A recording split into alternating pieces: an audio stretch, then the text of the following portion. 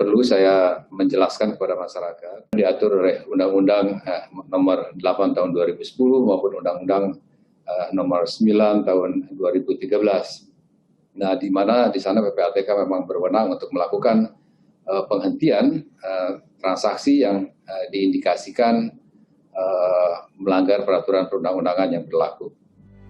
59 rekening FPI diblokir.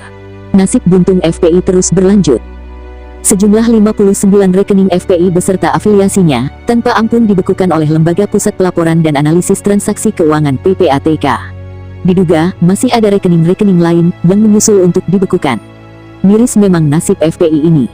Mungkin mereka sebelumnya tak pernah terlintas dalam benaknya ormas yang pendukungnya begitu masif ini bakal menjadi organisasi yang tak berdaya.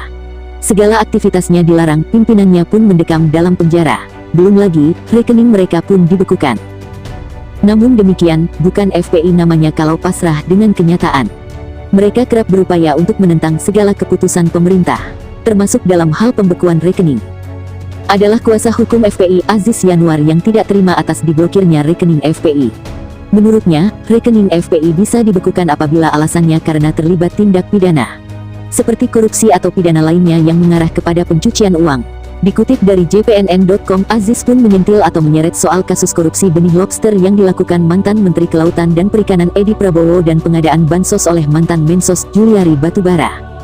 Bersumber dari jual lobster kah uang yang ada di rekening FPI itu? Hasil merampok seperti dana bansos itukah isi rekening FPI? Ujar Aziz, Rabu kemarin. Lanjut Aziz, uang di rekening FPI merupakan uang kumpulan dari umat yang bertujuan untuk kegiatan keagamaan dan aktivitas FPI selama ini. Merupakan hak Aziz untuk berbicara apapun, termasuk menyentil mantan Menteri Kelautan dan Perikanan maupun Menteri Sosial yang terlibat kasus korupsi. Namanya kuasa hukum pasti punya 1000 cara untuk melawan dan memenangkan kasusnya. Namun, yang ingin penulis sampaikan adalah soal banyaknya jumlah rekening milik FPI. Jujur, pertama mengetahui hal ini lewat beberapa portal media online cukup kaget. Betapa tidak mendapatkan fakta bahwa ormas Islam ini memiliki rekening hingga 59 buah. Jumlah ini masih mungkin bisa bertambah, sebab PPATK belum sempat melacak semua. Dengan jumlah rekening sebanyak itu, tidak bisa dibayangkan berapa dana yang terkumpul dan seberapa besar perputaran uangnya. Pantas saja FPI marah dan tidak terima atas pemblokiran rekening dimaksud. Lebih jauh, dengan banyaknya jumlah rekening FPI ada dua hal yang dirasakan penulis selama ini bisa dijadikan pembenaran. Pertama, pantas saja FPI begitu besar dan jumlahnya masif. Ternyata, mereka memang memiliki cukup modal demi membiayai segala aksi massa. Bohong rasanya bila semua rekening ini tidak ada saldonya. Buat apa banyak rekening kalau tidak ada yang mengisi? Kedua, jangan-jangan kecurigaan penulis benar adanya di balik semua aktivitas atau pergerakan FPI selama ini disokong pendanaan dari para bohir pemberi bantuan dana.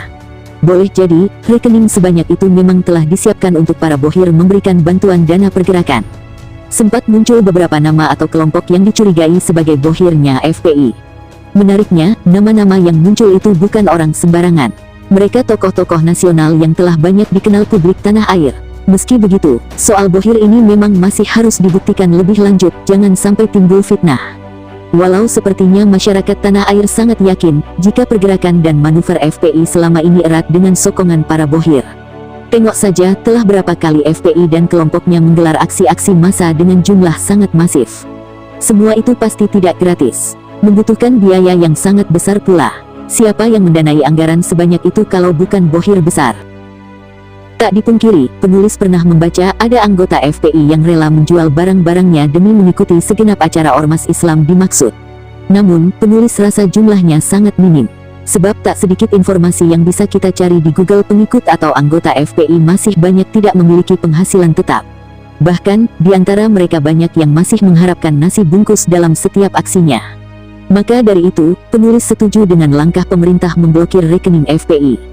Dengan cara ini setidaknya bisa mengantisipasi pergerakan mereka di masa mendatang. Terus para bohir pun bisa dibatasi ruang geraknya. Mereka tentu tidak akan mau mengambil risiko dengan memberikan bantuan langsung secara tunai. Hal ini bakal gampang terendus oleh aparat intelijen pusat atau daerah. Ibarat sebuah kendaraan bermotor tidak akan bisa jalan bila tak diisi bensin. Demikian juga dengan FPI, pergerakannya akan tersendat bila tidak ada sokongan dana.